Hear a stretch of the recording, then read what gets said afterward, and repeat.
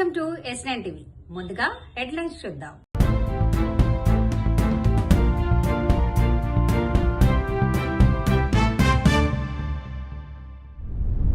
Attention diversion ముఠా arrest. పుష్కరాల బండను పరిశీలించిన పవన్ కళ్యాణ్. టీటీడీపై ఆరోపణలు మంచివి కాదు. 200 కోట్ల విలువైన భూమి 10 కోట్లకు సెటిల్ చేసుకోవాలని కాంగ్రెస్ ఎంపీ ఒత్తిడి. ఆర్టికల్స్ అన్ని స్వాధీనపరచుకోవడము.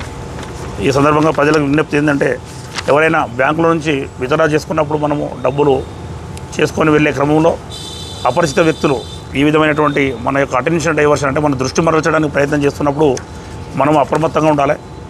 ఎవరైనా అనుమానితులు ఉన్నట్లయితే వెంటనే పోలీసు వారికి తెలియపరచడము, 100 డయల్ చేయడము చేయాలని విజ్ఞప్తి చేస్తున్నాము.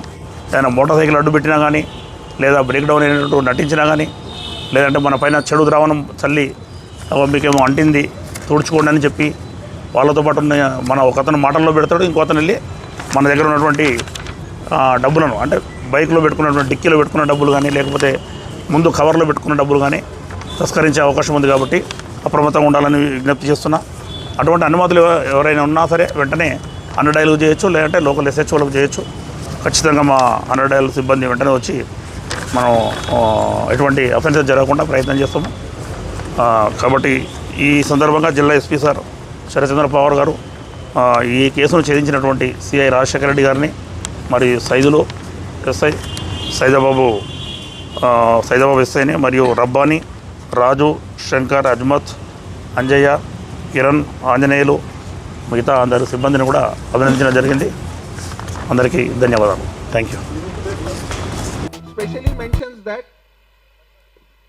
civil court has no right to entertain any case which came from the NCLT.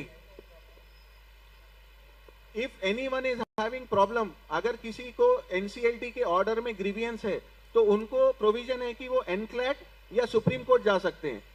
Police के थ्रू FIR करना ये पूरा टोटली इट्स एन इलीगल.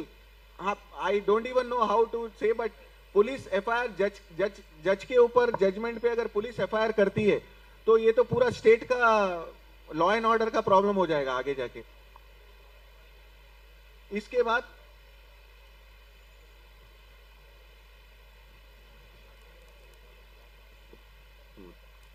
अब सेकंड ये हुआ है कि जब केस CCS में फाइल हुआ तो CCS में टीम 1 में फाइल हुआ, टीम 9 में पहली बार ऑलमोस्ट 4 महीने का इन्वेस्टिगेशन चला. 4 महीने के इन्वेस्टिगेशन के बाद हमने पूरा नोटिसेस आई, एक 200 से 250 क्वेश्चंस का पूरा रिप्लाई किया. हमारे पास कोई एविडेंस टैंपर करना या कोई डॉक्यूमेंट चेंज करने का प्रोविजन नहीं है, क्योंकि पूरा ऑलरेडी ये 4 साल पहले कोर्ट में दिए हुए पेपर्स है. ये पूरा इन्वेस्टिगेशन ही कोई रिजल्ट आने वाला नहीं है इसका.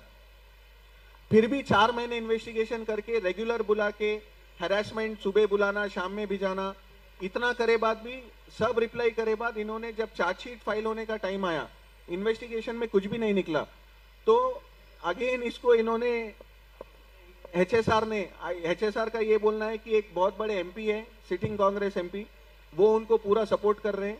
और हमारे को ये बोला गया है कि आप 10 करोड़ रुपए में सेटलमेंट करो इनके साथ.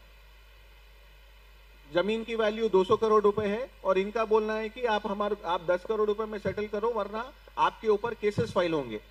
अभी हमारे को ये फैमिली के ऊपर अभी टीम 9 से केस शिफ्ट करके चार्जशीट डालने की जगह वापस से पावर यूज करके शिफ्ट करके टीम 1 को केस ट्रांसफर कर दिया. अभी 1 महीने से टीम 1 का इन्वेस्टिगेशन चल रहा है पूरा. जब एक इन्वेस्टिगेशन ऑलरेडी 4 महीने चल के पूरा क्लोज हो गया, कुछ नहीं मिला, वापस से ट्रांसफर करना, अगेन हैरेसमेंट. अब टीम 1 में ये बोला जाता है कि आपके फैमिली मेंबर्स को भी अरेस्ट करेंगे. अब ये सुनने में आ रहा है कि और फेक केसेस आपके ऊपर डालेंगे.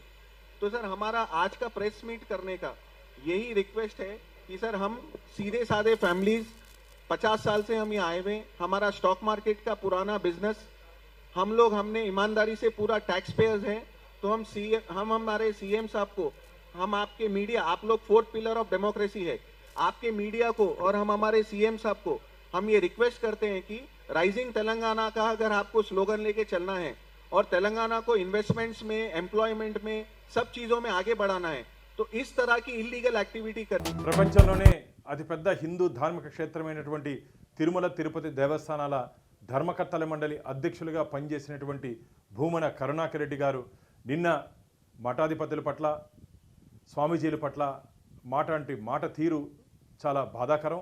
వెంటనే ఆ మాటలను వెనక్కి తీసుకొని హిందువులకి, స్వామీజీలకి బహిరంగ క్షమాపణ చెప్పాలని చెప్పి నేను డిమాండ్ చేస్తున్నాను.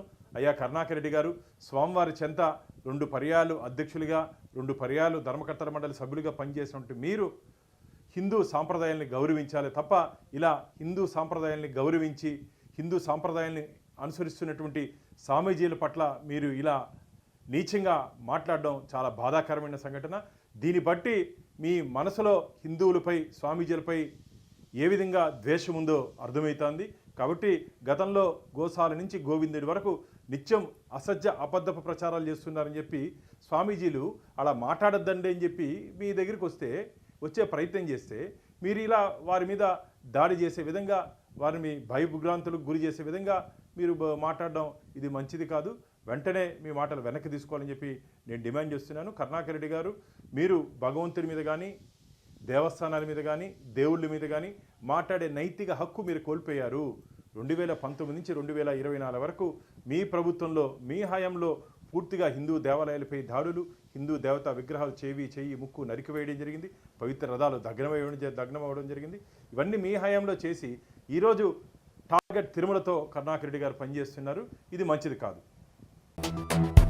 రాజమహేంద్రవరం పుష్కరాల ఘాట్ నుంచి గోదావరిలో పడవ మీదుగా పుష్కరాల పనులు, గోదావరి తీర ప్రాంతం కాలుష్యం తదితర అంశాలు ఉప ముఖ్యమంత్రి పవన్ కళ్యాణ్ పరిశీలించారు. కాలుష్య రహిత గోదావరి అనే లక్ష్యంతో గోదావరి పుష్కరాలను ప్రతిష్టాత్మకమైన రీతిలో నిర్వహించాలని కూటమి ప్రభుత్వం భావిస్తోందని, దీనికి అనుగుణంగా ప్రత్యేక ప్రణాళిక తయారు చేయాలని అధికారులకు దిశానిర్దేశం చేశారు. నల్ల ఛానల్ కాలుష్యం, ఛానల్ నుంచి గోదావరిలోకి నేరుగా కలుస్తున్న కాలుష్య కారక వ్యర్థాలపై అధికారులను వివరాలు అడిగి తెలుసుకున్న ఉప ముఖ్యమంత్రి, గోదావరి పేపర్ మిల్ వ్యర్థ జలాలు ఎక్కడ శుద్ధి చేస్తున్నారని pollution control board chairman Shri కృష్ణయ్యని ప్రశ్నించి వివరాలు అడిగారు. నల్ల ఛానల్ డ్రైనేజీ పంపింగ్ స్టేషన్ పరిస్థితిని స్వయంగా పరిశీలించిన పవన్ కళ్యాణ్, రోజువారీ వ్యర్థాలను ఎలా వేరు చేస్తున్నారని, వచ్చే మురికి నీటిని ఎలా శుద్ధి చేస్తున్నారని, శాస్త్రీయ పద్ధతిని అనుసరిస్తున్నారా అని ఆరా తీశారు. నల్ల ఛానల్ ద్వారా రోజువారీ ఎన్ని మిలియన్ లీటర్ల మురుగునీరు గోదావరిలోకి నేరుగా వస్తోంది, దీనిలో ఎంత భాగం నీరు శుద్ధి అవుతోంది అన్న విషయంపై ఆరా తీశారు. రోజువారీ సుమారు 55 MLDల మేర మురుగునీరు రాజమహేంద్రవరంలో గృహాల నుంచి విడుదలవుతోందని, దీనిలో కేవలం 15% మేర మాత్రమే సివరేజ్ ప్లాంట్ల ద్వారా నీరు శుద్ధి అవుతోంది అని అధికారులు వివరించారు. కేంద్రం ద్వారా వచ్చే నిధులను పారదర్శకంగా వినియోగించుకోవాలని, మురుగునీటిని పూర్తి స్థాయిలో శుద్ధి చేసిన తర్వాత గోదావరిలోకి వదిలేలా చూడాలని ఆయన సూచించారు. గోదావరి పుష్కరాల పనులు జరుగుతున్న తీరును ఉప ముఖ్యమంత్రికి జిల్లా కలెక్టర్ శ్రీమతి కీర్తి చేకూరి వివరించారు. ఇంతటితో వార్తలు సమాప్తం. మరిన్ని అప్డేట్స్ కోసం చూస్తూనే ఉండండి S9 TV న్యూస్.